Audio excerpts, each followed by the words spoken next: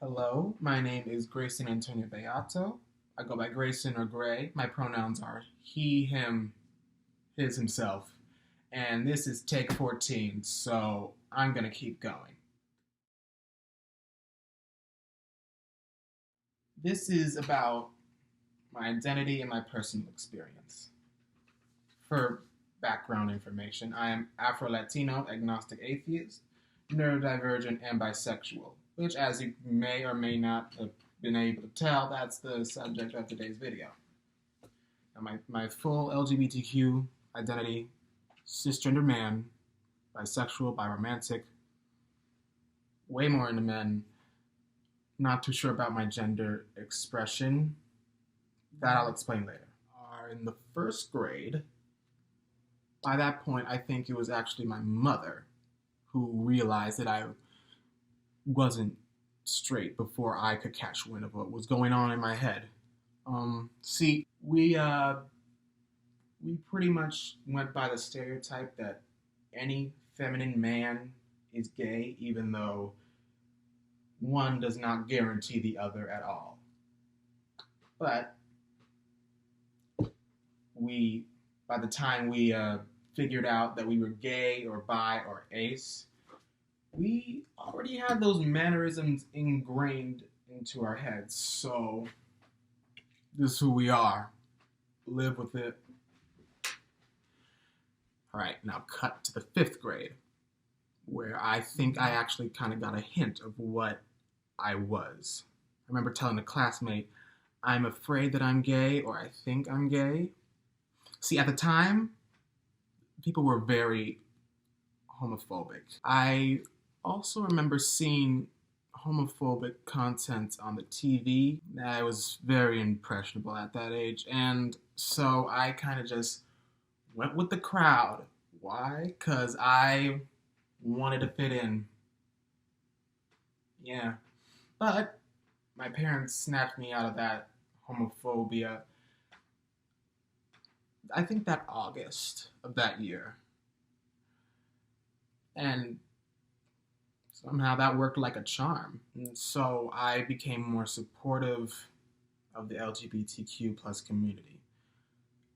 Although at that point I still didn't know much. Now, cut to around the time 8th grade started.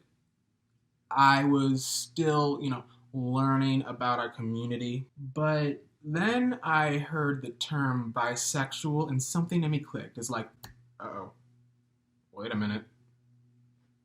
This is familiar. At that point, I realized I am indeed a bisexual. And I was scared because I was going through a lot of psychosocial abuse, and I just had to keep it to myself. I had to write it down, like in a journal. I didn't want to be harassed or anything. Mind you, this is the 8th grade, and I don't have to worry about the teachers. I'm talking about my own class, my own peers. Gosh. It was painful to keep it in. That Christmas break, it was random, but I just had to let it out. We were in Punta Cana at a beach, and my father and abuelita, they were chatting up behind us. We were under a shade, and I just went over to my mom and I whispered, I think I'm bisexual. Something along those lines. I really didn't have anything to worry about, though. See, my parents, when it came to these sort of matters, they were always progressive. They didn't hate us. And I actually had to set up a therapy session to come out to my dad.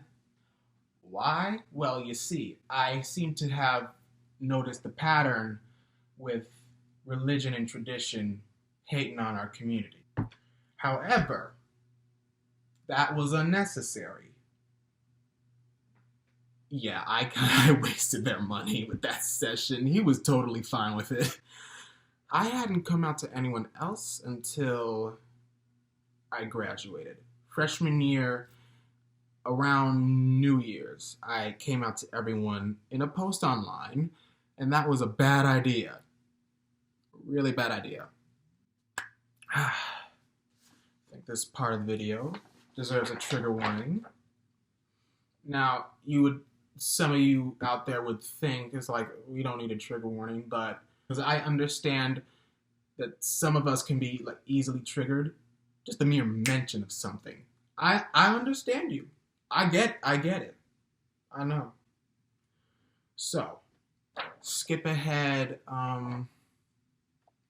2 or 3 minutes in the video. By then, should be good to go.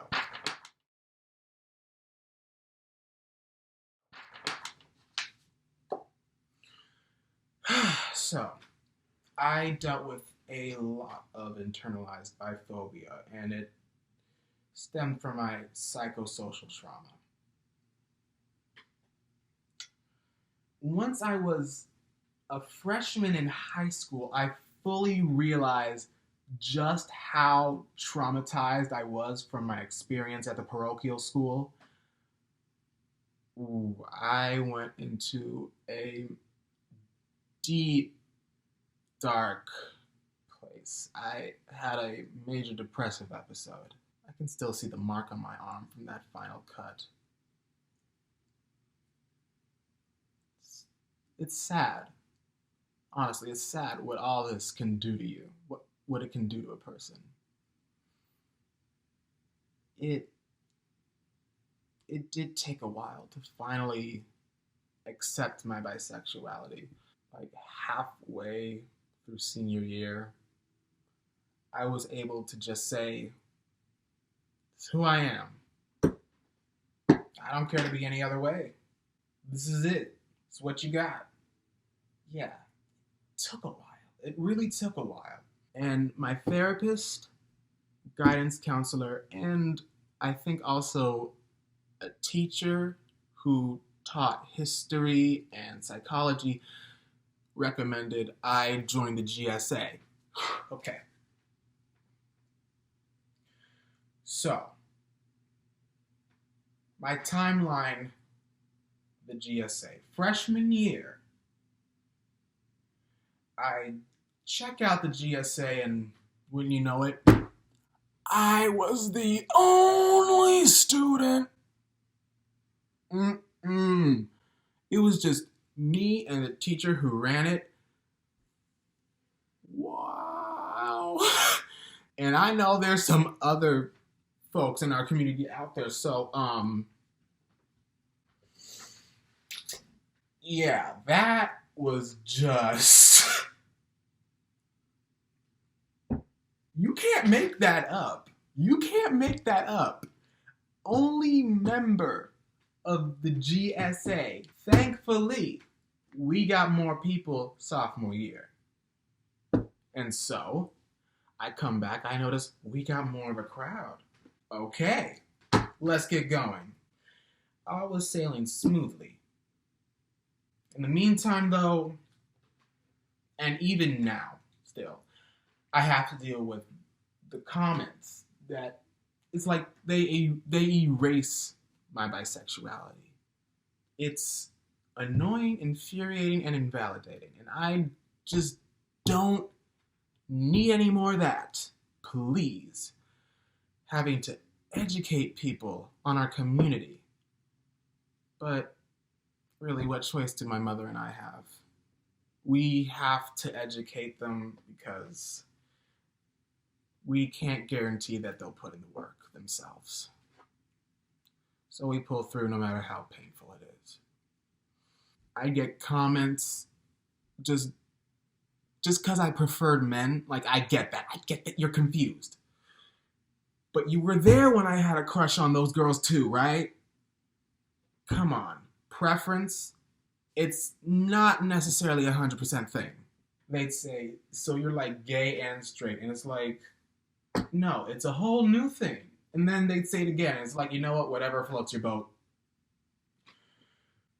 Oh, God. And it works. I still have the capacity to crush on women and even non-binary people, actually. It just doesn't happen. just not as often. So, yeah, that was enough nonsense on its own. Now, cut to junior year of the GSA. This is when things get a little dicey. What happened was, that year, there was the Bergen County GSA Summit. All was going good there. I think that was actually the first one we had. I was very excited, actually.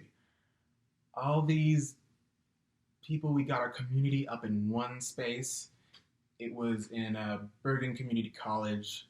The building over to like the left of the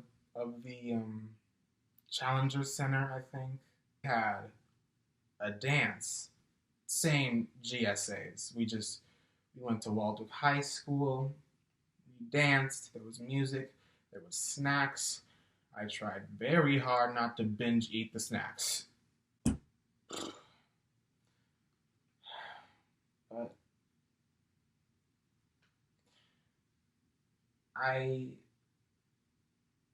it's a little hard to talk about. But this is my personal history. And I feel like there are some lessons that can be learned from this. I would expect myself to cry by now, but no. Fine by me. So anyways, I developed feelings for a guy I met there. I guess we just got excited to get to know each other, and we all had a big group chat. I got to know a few of them very well, got to know my crush well. We became friends and then close friends.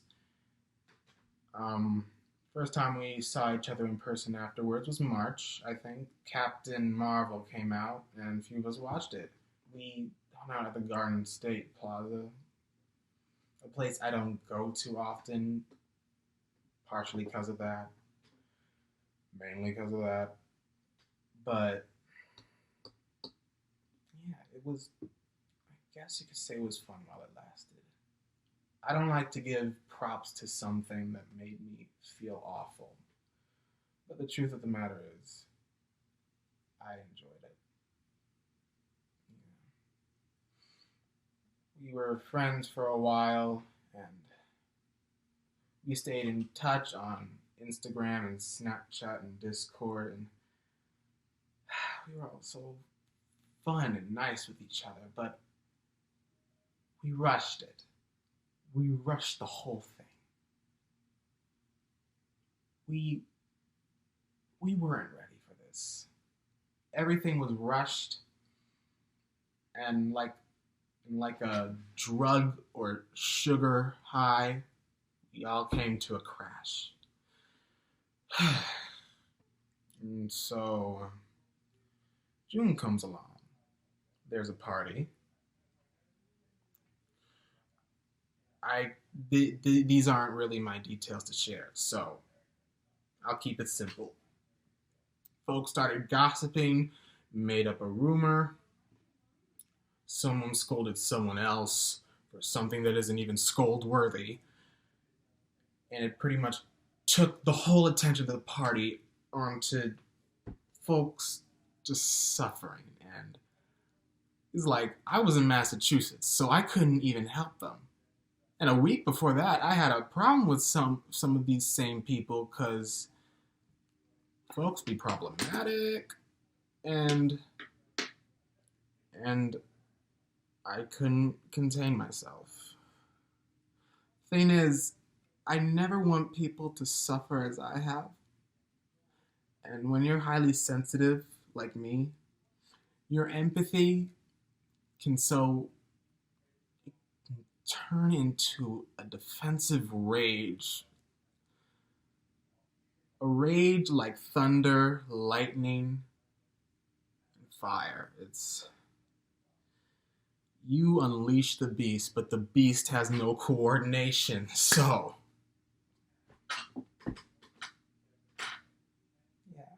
I got carried away. I regret that. And even then, I knew I had to take responsibility for that. It wasn't about me. But,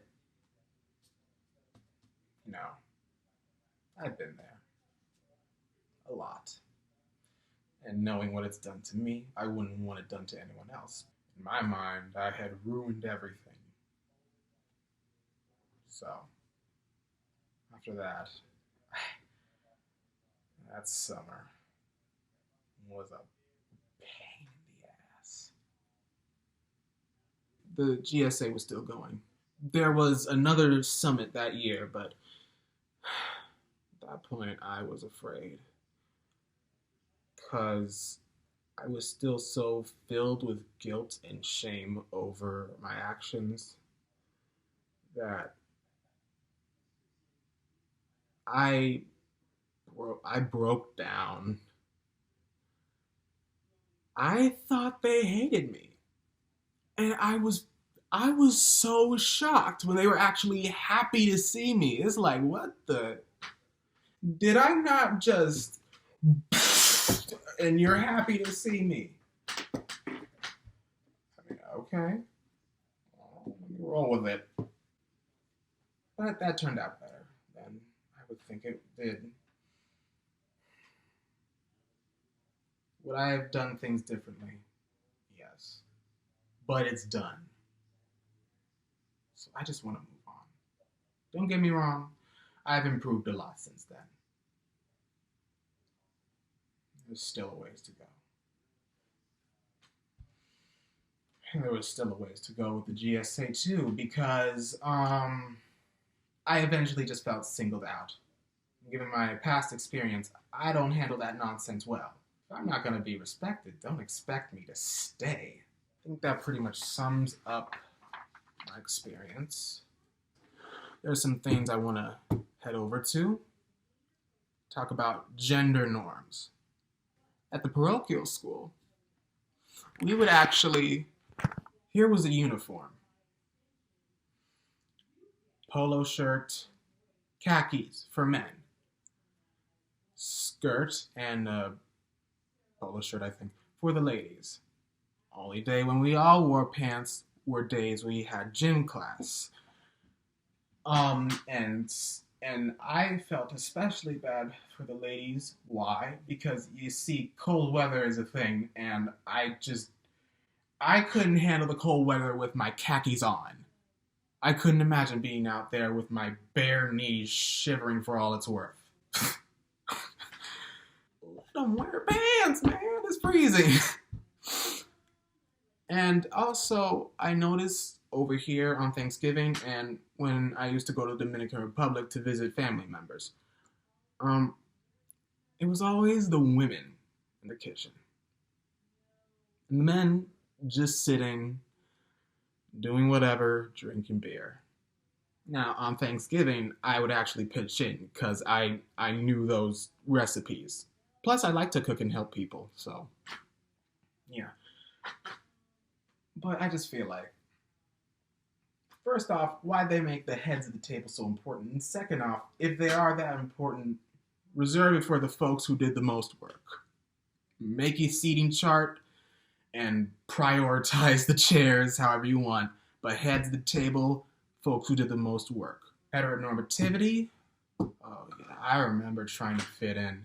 Trying to make myself straight, asking my parents if I could go to conversion therapy. And each time their answer, it wasn't just a no, it was a no!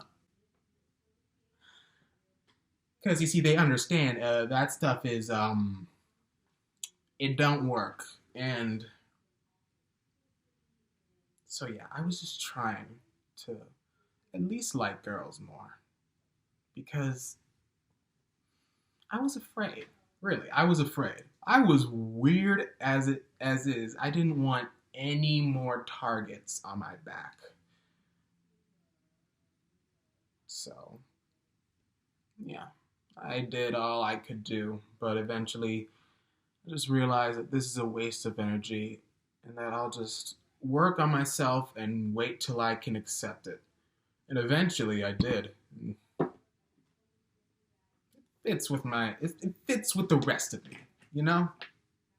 Like this is a I don't think I could be anything else. And gender variance and gender expression. This is where like my gender expression comes in because I think it's androgynous. Thing is, I never get the chance to adequately explore it. Most I've ever done is really just paint my nails. A few times they've been painted black, sometimes by my friends Tiana and Kelsey, and other times by my friend Jaden Mindich. Thing is that I can present masculinity, but there is no stopping my feminine mannerisms. And sometimes I just feel flat out neutral. So, if I could explore that more, honestly, I'd like that. And as for gender variance, for that at least, activism is our next subtopic. Once I was at a gay pride parade. I actually remember that. It was. Here's what I remember. I'm walking the street and my mother's got like t-shirts because her company, she works in advertising. Her company supports the community. And so I go to throw a t-shirt and I thought I could throw, but I swear to God, one of those t-shirts landed in a puddle and I just ran away. I just ran right back into the parade. I was out. Couldn't. Didn't want to. And I've actually, sometimes I would help my mother out in her spreading diversity and inclusion campaigns. Give them the perspective of the younger generation. And yeah, I thought something they could use. And for our final topic, we have biphobia, which I discussed before in my personal experience. I understand. You can't just limit it to these two things because there's more to it than meets the eye. So that analogy in and of itself is inaccurate, but at some point I had to go with it because I was getting frustrated. And the moments when folks would say that, "Oh, I'm just gay," completely ignoring the crushes I had on women. Yeah. I tried to own the term gay and queer as, umbrella terms, references to times when I've questioned my sexuality or reference to how I prefer men. But given my own little history with those two words, I just can't do it. Bi is the only label that I could truly apply to me because I'm the one who understands the intricate details that go on inside my head. Thank you for watching this, and good night.